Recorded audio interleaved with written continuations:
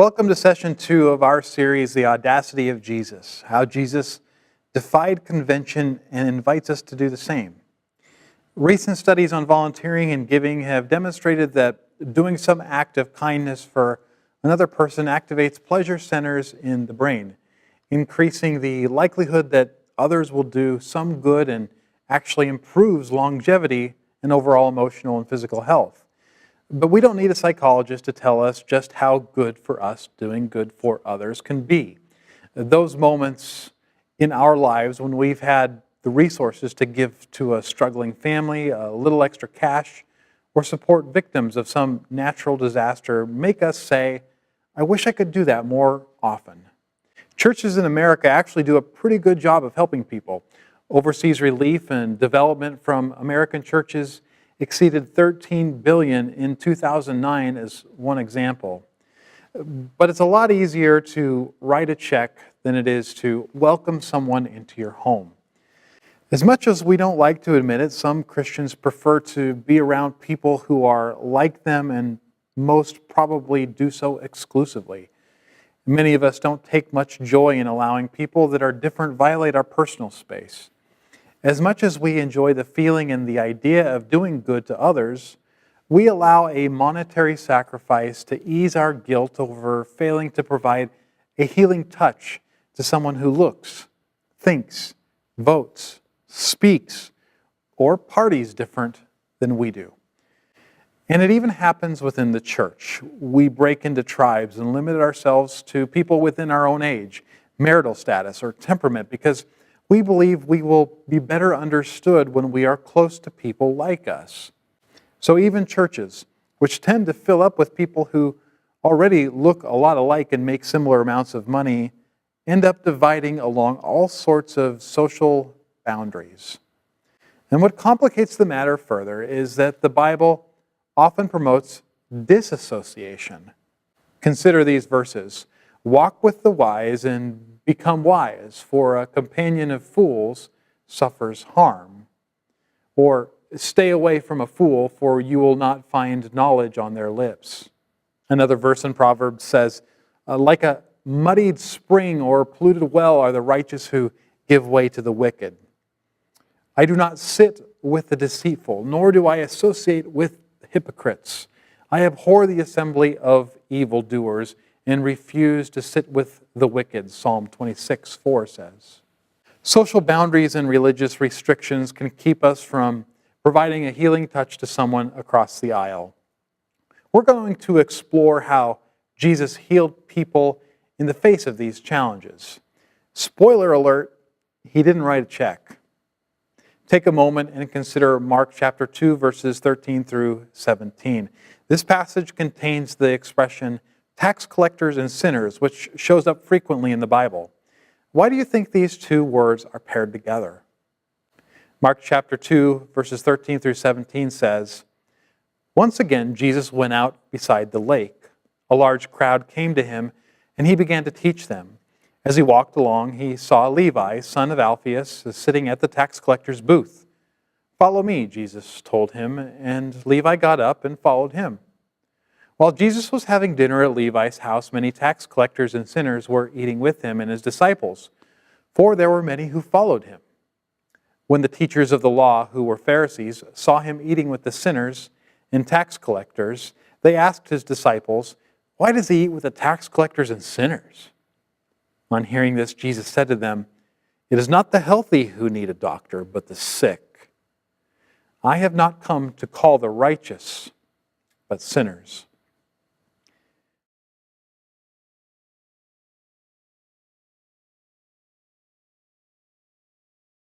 Jesus' meaningful connection to sinners has remained one of the most memorable things about him.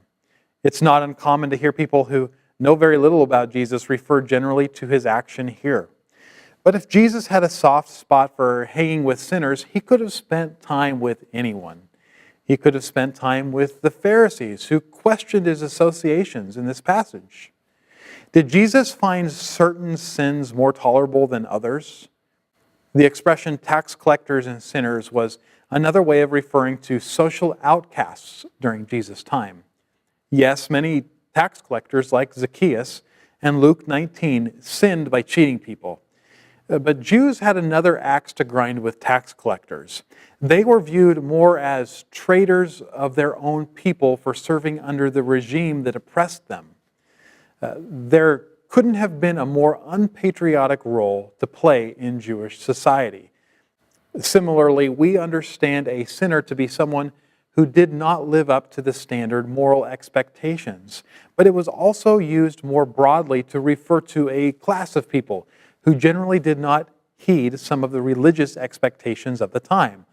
All Gentiles are referred to this with this title in Isaiah 14:5 and Mark 14:41. Were there people in this group who actually sinned?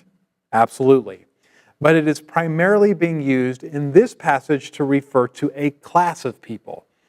Jesus was hanging out not just with sinners, which he could have done by hanging out with anyone, but the lowlifes and social reprobates of society. What made the scene more provocative to observers was that Jesus invited this group of people into intimate space with him. Consider again with me the way that Mark explains why Jesus was eating dinner with this band of outcasts.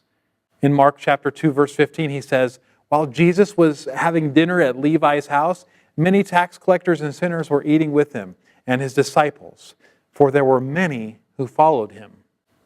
Was Jesus at Levi's when Levi's friends showed up unexpectedly? No. Was Jesus invited to a tax collectors and sinners party and decided not to turn them down because he didn't want to be impolite? No. Jesus brought the party. Pay close attention. This band of outcasts was there with Jesus and his disciples, Mark says, because there were many who followed Jesus. And Jesus didn't hesitate to invite them in to share close space with him. It's reminiscent of Jesus' encounter with another tax collector, Zacchaeus, in Luke chapter 19:5. Before he ever repented of his misdeeds, Jesus walked up to Zacchaeus, who was perched in a tree, and said, Zacchaeus, come down immediately. I must stay at your house. This is the kind of stuff that set the Pharisees off. This group of misfits called tax collectors and sinners were the most unpatriotic, unsympathetic, irreligious group of people the Pharisees could think of. And instead of cutting them off, Jesus invited them into close proximity and friendship. Can you imagine the position this put Jesus in? I recently heard a story of a couple that grew up in Vermont and decided to move to New Hampshire. Their parents stopped speaking to them because of it. Who would have known that crossing over from the Green Mountain State to the Granite State could end up being such a social catastrophe? When Jesus reached out his hand to Levi and invited him to follow him, it was like crossing the Mason-Dixon line. There was no going back. How is Jesus going to reach out to all people when reaching out to a few would alienate the rest? But the challenge didn't faze Jesus. Jesus chose to heal in the face of strict social boundaries by accepting the social cost and inviting outcasts to be his friends. Of course, that's easy for Jesus to do. It's Jesus, after all.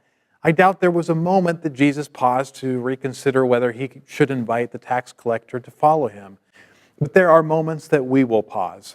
So it's important to count the cost early. People may talk about you if they see you around certain people. People may accuse you of being involved in something that you are not. People may see you at the grocery store and turn around and walk the other way. It's times like these when we need to do an honest self-evaluation. How important are people's opinions to me? And am I willing to accept the cost to be someone who readily heals anyone? Revisit the last two verses with me on telling the Pharisees that it is not the healthy who need a doctor, but the sick. Was Jesus suggesting that the Pharisees were righteous? Mark chapter 2, verses 16 through 17 says, when the teachers of the law, who were Pharisees, saw him eating with the sinners and tax collectors, they asked the disciples, why does he eat with tax collectors and sinners? On hearing this, Jesus said to them, it's not the healthy who need a doctor, but the sick. I have not come to call the righteous, but sinners. Jesus was an amazingly creative storyteller who came up with original, memorable quips. But not everything he said was original. The expression, "It is not the healthy who need a doctor, but the sick," was used in various forms before Jesus arrived on the scene. It was probably a well-known proverb at the time, and the Pharisees would likely have been familiar with it. It's possible they used it themselves. The metaphor was a powerful one because it offers a clear and accepted example of a group of people crossing a boundary to serve another group for the good of the world. Some have questioned whether Jesus was classifying the Pharisees as righteous and his band of outcasts as sinners by saying this. It's very similar to Jesus' parable of the lost son in Luke chapter 15:28, where the obedient son expresses displeasure to his father for throwing a party for the disobedient son's return, when he had never been thrown such a party for his obedience. In both scenarios, Jesus isn't as concerned over which group is the most spiritually healthy. He is more concerned with the perceived spiritual boundary that we create between people and the bitterness that results when we see grace and mercy shown across the aisle. So Jesus didn't just invite outcasts to be his friends and accepted the social consequences for that. He exposed the hypocrisy of the boundaries we sometimes create between people. And if we're going to live like Jesus did, we need to be honest and acknowledge what some of our social boundaries are so that we are aware that we might be operating out of them subconsciously in any given moment. There's nothing wrong with being around like-minded people, but sometimes our preferences can turn into prejudices. It's easy for Christians to look at Jesus' example here and say, "I'm not like those Pharisees. I'm friendly with everyone." But I imagine that many of those Pharisees were friendly with some of those tax collectors and sinners too. They just weren't friends with them. They did not invite them and welcome them into their space. We should all take the opportunity to examine ourselves in this way. And the best way of doing so might be to consider how we view friendship. Is it something you find, or is it something you give away? If it's the first only, then perhaps there's a boundary there that God wants you to reconsider. Jesus crossed social boundaries and exposed them, but some of his followers seemed to encourage disassociation with certain groups of people. The Apostle Paul quoted the Greek poet Menander in 1 Corinthians 15:33 saying, "Do not be misled, bad company corrupts good character." Consider two other passages from Paul, 2 Corinthians 6:14 through 16 and 1 Corinthians 5:9 through 11. Based on these readings, do you think that there were some people Jesus kept off his friend list? 2 Corinthians 6:14 through 16 says, "Do not be yoked together with unbelievers, for what do righteousness and wickedness have in common? Or what fellowship can light have with darkness? What harmony is there between Christ and Belial? Or what does a believer have in common with an unbeliever? What agreement is there between the temple of God and idols? For we are the temple of the living God." 1 Corinthians 5:9 through 13 says, "I wrote to you in my letter not to associate with sexually immoral people, not at all meaning the people of this world who are immoral or the greedy and swindlers or idolaters. In that case, you would have to leave this world. But now I'm writing you that you must not associate with anyone who claims to be a brother or sister but is sexually immoral or greedy, an idolater or slanderer, a drunkard or swindler. Do not even eat with such people. Well, what business is it of mine to judge those outside the church? Are you not to judge those inside? God will judge those outside. Expel the wicked person from among you."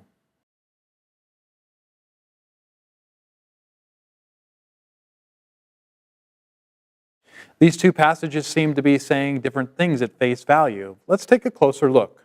When Paul says, "Do not be yoked together with unbelievers" in 2 Corinthians 6:14, he is using a word that appears nowhere else in the Bible. It's actually a combination of two words, different and yoked. A yoke was a frame used to control working animals. When two different kinds of animals were yoked together for work, it created a significant mismatch, making the work unmanageable. Paul is saying that unbelievers and believers working in intimate association create that same kind of mismatch. So God wanted believers to be separate. This could certainly apply to marriages, as Paul clarifies elsewhere, but Paul had in mind something bigger that probably included business partnerships. It at least included close friendships. Rod Dreher, a Christian writer and thinker, has recently been popularized for his book, The Benedict Option. In it, he champions a Christian withdrawal from mainstream society, to be somewhat cut off from it in order to protect its value system after having lost the culture war. On the surface, it seems that's what Paul is talking about here. Is it time to hunker down and wait for better days to fully participate in society again? When we consider 1 Corinthians 5, 9 through 13, Paul seems to encourage disassociation even more. In addition to discouraging close relationships with non-believers, Paul appears to discourage involvement with anyone who sins at all. The verb Paul uses here means to associate or mingle. If Paul is encouraging disassociation from all sinners, could he reasonably expect people to have relationships with anyone at all? No. When Paul calls out certain individuals and labels them sexually immoral, greedy, swindlers, and idolaters, he is talking about a group of people that habitually engage in and embrace those practices as a way of life. You don't call someone a plumber just because they fixed a pipe once. It's just as important to know that Paul is only talking about believers here too. He says, not at all meaning the people of the world who are immoral. In that case, you would have to leave this world. And then later he asks, what business is it of mine to judge those outside the church?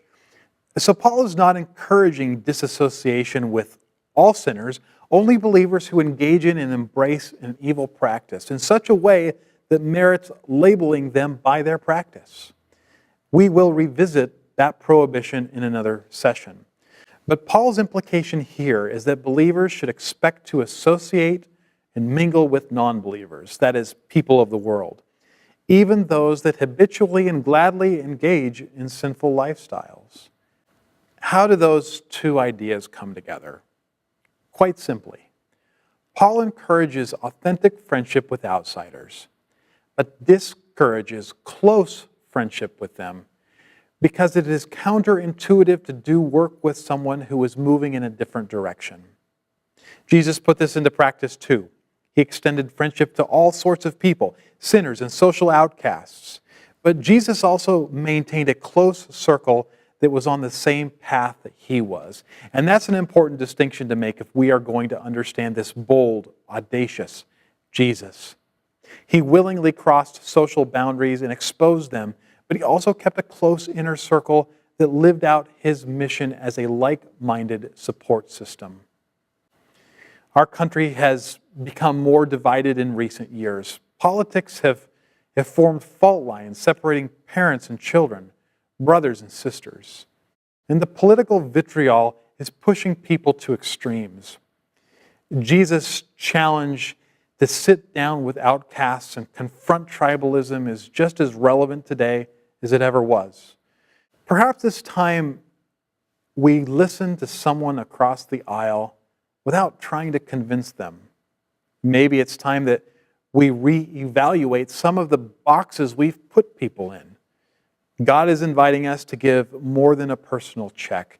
If we can uncover the lines we've drawn and label them for what they are, we will open up all sorts of opportunities to be a healer and build bridges to people we would have never expected.